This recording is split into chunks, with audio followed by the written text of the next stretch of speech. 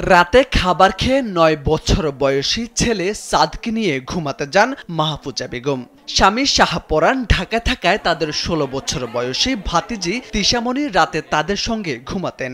সকালে তিশাকে নাস্তা খাওয়ার জন্য তার বোন সিনহা মিম ডাকতে সেখানে যান। অনেক ডাকাডাকির পরেও সারা শব্দ না পেয়ে আশপাশের লোকজনকে জানান তিনি।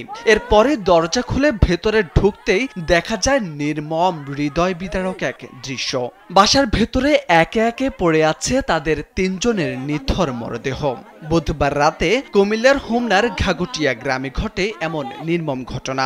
নিহতরা হলেন মাহফুজা বেগম, তার ছেলে সাদ ও ভাতিজি তিশামণি। চাঞ্চল্যকর এই হত্যাকাণ্ডের খবর শুনে স্থানীয় পুলিশ, সেনাবাহিনী ও কুমিল্লার অতিরিক্ত পুলিশ সুপার ঘটনাস্থল পরিদর্শন করে আলামত সংগ্রহ করেন। ২৫০টিরও বেশি ডিজাইন অপশন নিয়ে ওয়ালটন স্মার্ট ফ্রিজ, বোঝে আপনার প্রয়োজন। পুলিশ জানান, প্রাথমিকভাবে ধারণা করা হচ্ছে তাদেরকে শ্বাসরোধ করে হত্যা করা হয়েছে। যে ঘর থেকে মরদেহ উদ্ধার করা হয়েছে সেটির সামনের দরজা বন্ধ ছিল, কিন্তু পেছনের দরজা খোলা ছিল। তদন্ত সাপেক্ষে বলা যাবে মৃত্যুর আসল কারণ। তবে নিহতদের স্বজনরা জানান তাদের সঙ্গে কারো কোনো শত্রুতা ছিল না। সঠিক তদন্ত করে ব্যবস্থা নেওয়ার দাবি জানান তারা।